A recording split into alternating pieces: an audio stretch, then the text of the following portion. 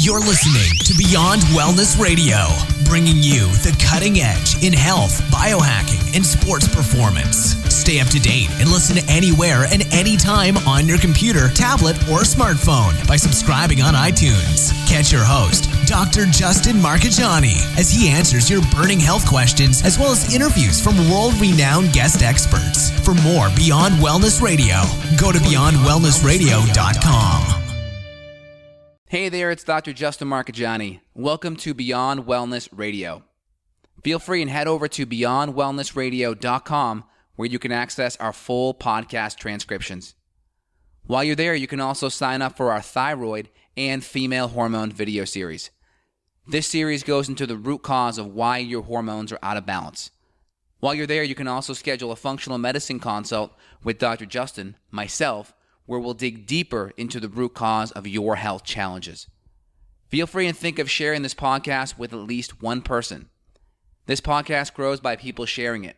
Sharing is caring. If you can think of one person that can benefit from this information, please feel free and share it. If you're enjoying the podcast, make sure you subscribe on iTunes. You can also click below the video or podcast where you'll see the iTunes review button and leave us a review. You can also sign up for the newsletter at beyondwellnessradio.com where you'll get updates before anyone else. Thank you so much and enjoy the show. Evan, it's Dr. J. What's going on, man? Hey, we're going to be breaking down some fun stuff about pro athletes' diets today. So this is fun and something that's very relevant because anytime the word diet pops up around a celebrity, whether it's an athlete or not, people are like, oh, that's so weird. So hopefully we can bring some clarity to this thing. Love it. Yeah. So what kind of inspired this is I'm from Boston, so I'm a big Patriots fan and, less about sports as I get older and, more focused on helping patients. But again, I still watch some of the games, especially around playoff times. And we just watched the Patriots game last night and it was really a great game. Strong defenses on both sides. But one of my favorite athletes is Tom Brady. He's a Boston guy. Basically was a real late round draft pick around 2000 and has been just one of the best athletes, I think, all time. Not having the best physical stature, not being too fast, not having the best arm, just totally the kind of, great underdog story. And this guy has made it successful in so many different areas. And a lot of his success, people aren't really talking about it, but they're starting to talk about it more now, is having to do with his diet, with his lifestyle, with his training, which again is such a huge, important factor of why he is so successful, and people are starting to catch on to it. So I wanted to dig in a little bit to his success, some of the people that he's attributed that to, and then what he's doing and how we can maybe extract some tidbits from it and apply it to a functional medicine, healthy paleo template or lifestyle. Yeah, it sounds good. So off the bat, right, diet is super important. Why? We got to have my big three reasons why diet's important is one, nutrients are what runs your body, not calories. Now, all nutrients have calories. That's a good thing. So if we're eating nutrients, calories always take care of themselves. But in this day and age, we can eat a whole bunch of calories and not have nutrients. So I like to put our focus on nutrients. And if we put our focus on nutrients, calories always take care of themselves, not the other way around. Next is inflammation. And you'll see this in Tom Brady's diet here, is avoiding inflammatory foods and really eating anti-inflammatory foods. Basically, when you're too inflamed, your body breaks down faster than it repairs. And part of the things that are associated with inflammation are going to be pain, are going to be lack of range of motion, inflexibility, all of those things that as a professional athlete, you really need to be at 100%. And then last but not least is toxicity, right? Avoiding pesticides, chemicals that we know, they're already known carcinogens. Why would you want to put something in your body that's a carcinogen that'll have to make your liver and your detox system work harder, getting exposed to sketchy things like GMOs that have their whole bunch of risk factors there, hormones, antibiotics, all of these things aren't good. So if we back up, right, our underlying kind of 1 or 2, 3 tenets that we're looking at is foods that are anti-inflammatory, nutrient dense, and low in toxins. Makes sense. Yeah. So for him, we're basically eating a pro athlete's diet all the time. And that's amazing to think because it's really not that much different. Everybody's looking for the competitive edge. It's like this is the starting point. No matter how many supplements or pre-workout drinks these athletes are doing and growth hormone and all of that stuff, it's like if they just got the diet dialed in like this, they would significantly increase their skills, I think. Absolutely. And the reason why I love Tom Brady is because he wasn't the best growing up and he had to make himself great. So training and lifestyle and nutrition was a huge part to get him to that level where a lot, because I work with a handful of professional athletes in my practice on the functional medicine side and on the physical side when I was doing more physical work. And a lot of them are just naturally just raw talent. They just grew up just kicking butt in high school, kicking butt in college. And a lot of times they would just kick butt in spite of their workouts, their lifestyle, their diets. I mean, I would see guys come in and they would train and they would eat McDonald's afterwards and they would still kick butt. Now, once you get to the pro level, it's a whole different ball game because you can't make healthy ligaments and tendons and joint tissue off of, McDonald's food, right? Or in other words, you can't look or perform like $1 million when you're eating off the dollar menu. That's kind of my slogan. So the diet plays a really big, important factor, especially once you get hurt. Once you get hurt once, if you don't have the building blocks coming back in to heal you, you lose a step, you lose 2 steps, you're out of the game. It's that simple. So the diet is such an important piece. The lifestyle is such an important piece. So I like Tom because he's become probably the best athlete all time in football. And he had to work at it to get there. And he had to take advantage of all of these things that we're talking about in the show. So let's highlight a couple of things. First, his diet is kind of paleo-esque. If we look at his diet, he's avoiding GMOs. Everything's 100% organic. He's avoiding refined sugar. He's avoiding gluten 100%. And for the autoimmune crowd, he's even avoiding nightshades. And he finds nightshades really aggravate his joints and create inflammation in his joint tissues, especially after you're getting hurried or sacked a whole bunch of times. If you get already inflammation in there from external physical sources, i.e.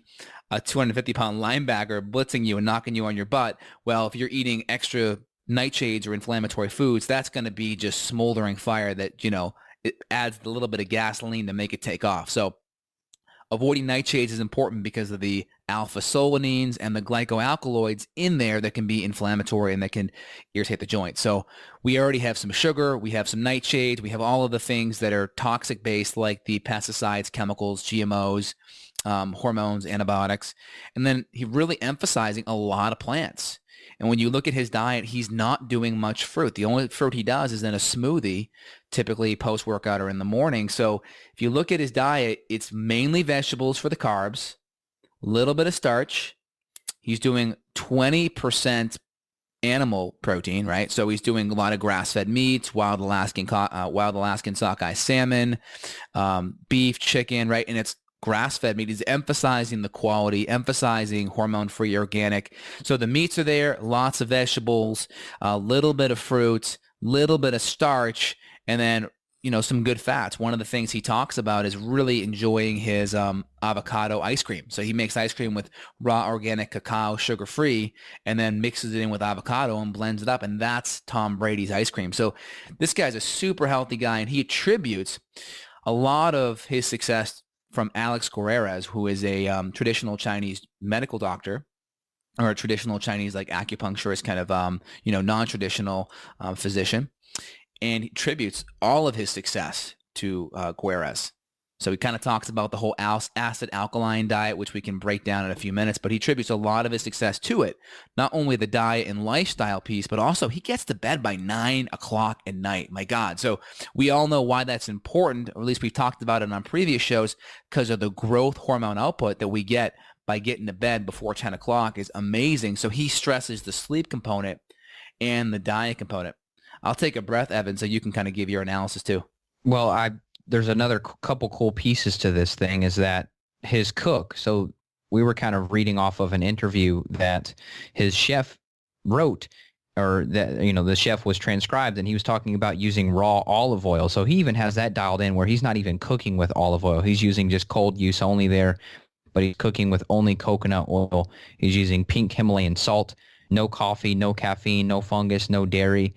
I mean, this is pretty impressive to see, and it's actually mind-blowing because I hope articles like this and just stories like this will accelerate the growth of what you and I are doing, because we need a change. And there was another link that kind of goes deeper, and he was talking. This was Brady talking more about his teammates, that if they ask him about the diet, that he'll tell them, but otherwise he doesn't really like preach to the whole team. But this is sort of the small starting point to really make this thing more mainstream. I mean, if it takes somebody's favorite football player to have a good diet for them to want to do it, then I totally commend and support that. Yeah, and I love Brady because he had to, like, this was his gateway to get to that level. He didn't have that raw talent where he was already there. He had to work hard, and the nutrition and the lifestyle portion was huge, was a huge portion of it. And that's why I'm such a huge advocate for what he's doing. And he called out the junk food industry, the General Mills, the Kellogg's, all the soda, saying it's crap and saying how it's poisoning kids. And I really respect that because it's true. I've been talking about this stuff for years. We've been talking about it for years here. And it's so true that someone can put themselves out on a limb. And, when you're making potentially tens of millions of dollars a year on sponsorships, and we know that these major food companies, they generate a significant amount of advertising for these stations, along with the pharmaceutical drugs as well. I mean, you could potentially cost yourself millions of dollars in sponsorships by putting yourself out there and saying this stuff. So I really appreciate it from just a, transparency perspective and just putting your livelihood out there on the line.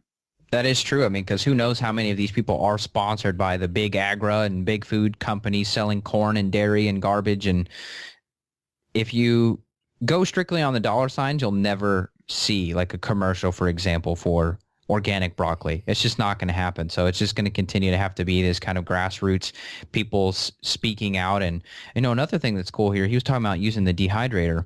That makes me want to buy a dehydrator again. We used to have one at the house, but we don't anymore. He was talking about dehydrating spirulina, taking spirulina algae and dehydrating it. That's pretty cool. Making raw chocolate chip cookies, raw granola. And let's see, makes fruit rolls from bananas and pineapple and spirulina for his kids. That's really cool. Yeah, a lot of it too is, Tom Brady's obviously, he makes tens of millions of dollars a year, so he can avoid that private cook. I think his wife is worth $250 million, Gisele Bundchen. So she's a supermodel. So I think she even makes more money than him. So they're quite the power couple. So money is not an option for having really good, high quality cooking at their fingertips. But one other piece to the puzzle is Brady talks about, or in the interview, Alex Guerrez is a big fan of the acid alkaline diet piece. And I think there's some merit to it. I think a lot of people take it, like it's gospel and utilize everything on that diet as how you should eat. Now, there's some good components. If you look at the acid alkaline diet, you're automatically going to be eating more green vegetables, right? That's a really, really good thing. A lot of green vegetables. The problem is, though, you could also avoid the green vegetables and eat a whole bunch of fruit, especially that tropical fruits that are super high in sugar. You can go off the deep end there. So if you look at Brady, though, yeah, he's doing a whole bunch of the vegetables and he's not doing much fruit at all. So you can see, yeah, he's focusing on the more alkaline foods, but he's not going over the top with the high sugar foods. So he's got that piece right. And also, he's not eating any gluten at all. And a lot of vegetarians kind of provide, really stand on their pedestal saying, I'm trying to be alkaline, but we know a lot of vegetarians and vegans still eat a lot of grains, and grains are actually 10 times more acidic than meat in general. They're typically like a 4 or a 5, where the meats are typically like a 4.5, 5, 5.5 and above. So you can see like eggs, fish, chicken, beef, they tend to be a little bit more alkaline than any of the grains. So that's a good piece of the puzzle there, because if you're eating grains and thinking you're healthy being a vegetarian vegan, well, that's 10 times more acidity than meats. So Brady is doing over 20% or 20% meats. Could be higher, who knows? And he's emphasizing the quality there, and you're seeing he's choosing the alkaline foods that are going to be lower in sugar, which is great. And he's also emphasizing getting his desserts from healthy places like the avocado chocolate cacao ice cream, which I'm going to actually make tonight based on our talk here. That sounds good. So what is he? He's just blending those two together, I guess, maybe in a bowl or food processor. Yeah. So basically, I'm going to just Google it right now, chocolate avocado ice cream. I've seen some things of him actually making it, but it's just basically avocado, and then you're mixing in, high quality cacao and just getting like a handheld blender or like maybe a Vitamix and just blending it all up. Sounds like it'd be good to add like some collagen powder to that too, or for him, like some collagen gelatin or something like that. Oh yeah, absolutely. I mean, I think that's amazing. And again, he's mixing that up and he's putting that together. And again, low sugar, so much good fat, anti-inflammatory. People forget this, but avocado actually has twice the amount of potassium that bananas have. So anytime someone thinks about potassium or like, oh, I'm cramping, they're like, have a banana, right? Well, actually have an avocado. That's very true. Right? People That's very totally true. forget that. Yep. So like this recipe right here, they talk about doing some coconut milk. They talk about an avocado. They talk about some cacao powder. Now in this recipe, they talk about adding in maple syrup. I just wouldn't even go there. I would just do maybe a couple of drops of stevia if you want the sweetness. And then they talk about adding just a little bit of vanilla extract. So if I were doing it right now for the listeners, I would just do 1 avocado, 12 or 13 ounces of full-fat coconut milk, unsweetened, some good organic cacao powder, a tablespoon of vanilla, and maybe a couple of drops of stevia to sweeten it up. And that should be exactly what you need to make it work. That sounds delicious. Like that's an anti-inflammatory dessert there. Like last night I had organic Granny Smith apple covered in cinnamon and then a little bit of almond butter. So that was my dessert. So I have desserts all the time, and I try to make it, if you even call it a dessert, I try to make it as anti-inflammatory and nutrient dense as possible. I want the mouthfeel. I want that satisfaction, but I want to be able to know that my health is kicking butt. I'm going to wake up feeling great and energized and with great focus for my patients. Yeah, that's such a great concept to bring up is your treats should still serve you and should still benefit you. And a lot of people think that they have to completely derail themselves for a treat. But I mean, if I'll go get like a Hail Mary Miracle Tart, for example, if I don't have time to make something, that's 30 grams of fat, mostly from raw almond butter and coconut oil. It's like, that is incredible. You could almost use it as a meal replacement if you're out hiking and you had to, and you're helping yourself. So a treat doesn't have to hurt yourself. And I think if people are listening, and sometimes we deal with people that are struggling with sticking to their diet, if they were coming from something more conventional, just realizing that you can treat yourself. And we just use the word diet just because that's what humans do. We all have a diet, but it's a matter of not feeling like you're restricting yourself. Focus on the things you can eat, not the things that you shouldn't eat, because they're not going to help you. Yeah. Now, a couple things with the whole Tom Brady issue. A lot of people are conflating Tom Brady and a plant-based vegan diet because his main chef there, Alan Campbell, actually has taken a class from T. Colin Campbell, the writer or the researcher on the China study, which really isn't a study from, it's a empirical, or I should say, it is a study that's survey-based. It's an epidemiological study, not a study that's actually a laboratory-based, clinical trial-based study. It's a epidemiological, meaning surveys were filled out. So a lot of people are conflating this T. Colin Campbell study with people actually dying of cancer in certain areas because of, this research. But it's really not the case. It's epidemiological. And anyone that knows epidemiological research, you can't form a conclusion off of it, only a hypothesis. So that's really important. So Alan Campbell, Brady's cook, is a big follower of a plant-based diet.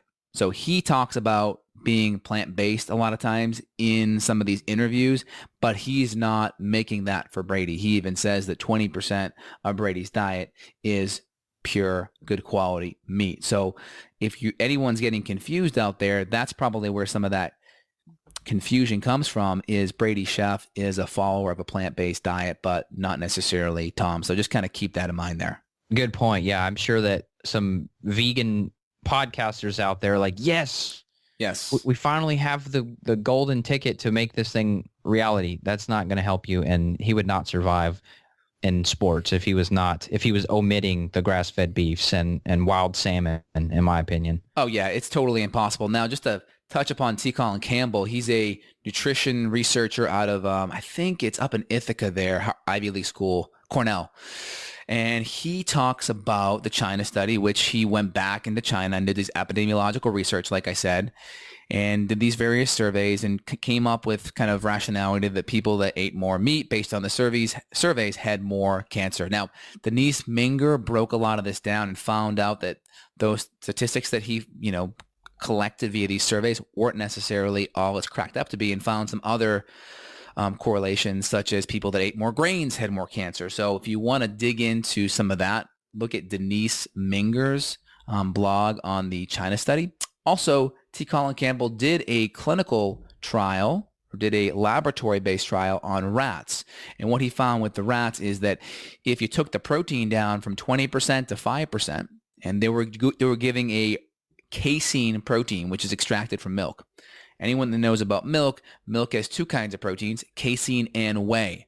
So what he did is he extracted casein from the milk. Again, kind of unnatural. One, rats don't typically eat milk, right? Unnatural diet.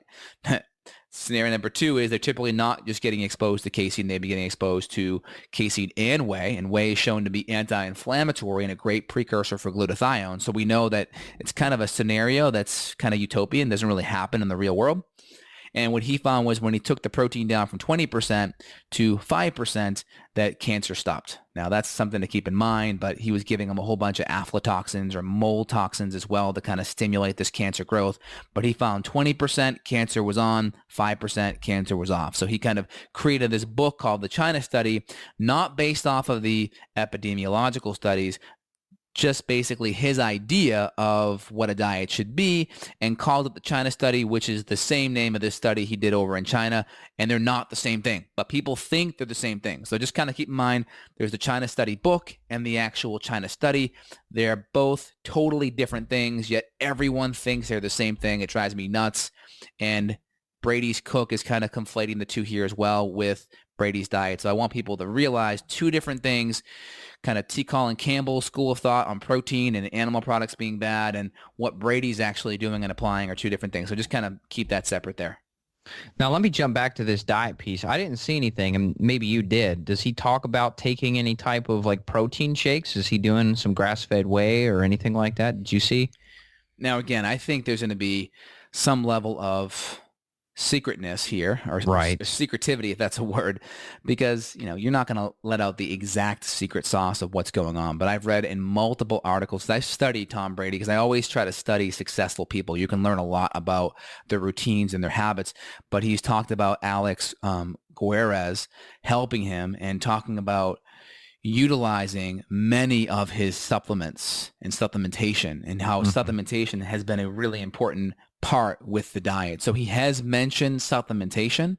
He's not gone into specifics, which kind of makes sense for obvious reasons. His competitors would probably be checking it out too. So there's definitely some supplementation there.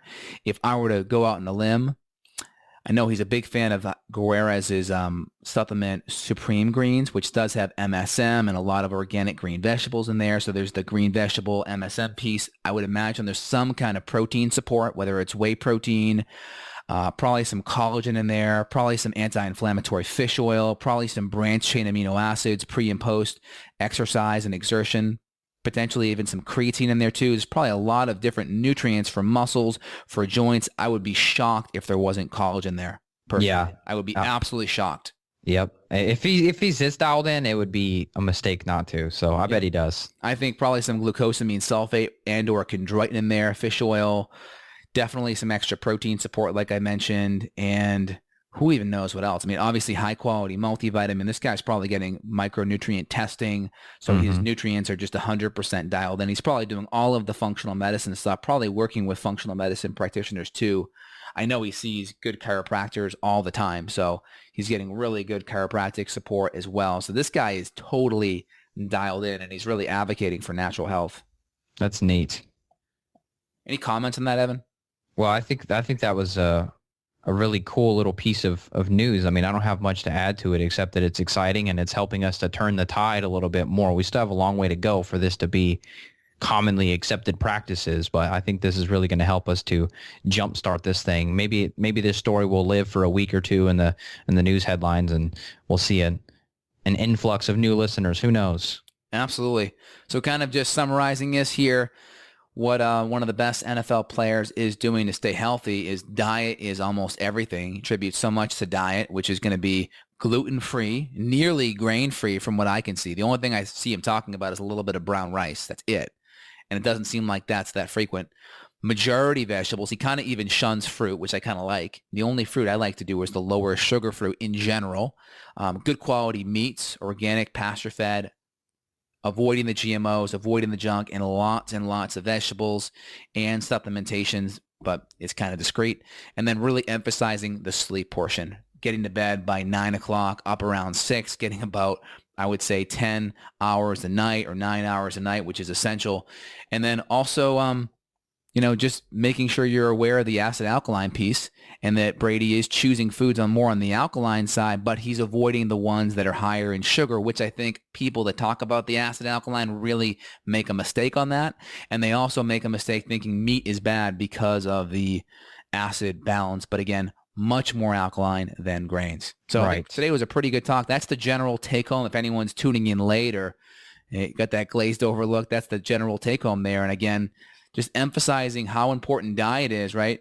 We all want to perform like a professional athlete does in our lives, whether we're an accountant, a teacher, a homemaker, a doctor, or a lawyer. We all want to perform at our optimal, and diet and lifestyle is going to be the way, because when we perform at our optimal, well, we're just going to do better at everything, but we're also going to be able to give more to other people around us, because if we're on empty, if our cup isn't running over, if you will, right, we're just not going to have much to give. And people that get tired and fatigued, get sick and get disease, and then become part of this conventional medical establishment where they're running on more on drugs and more on surgery. So really get the diet and lifestyle piece in, and that will help you in so many other areas in your life.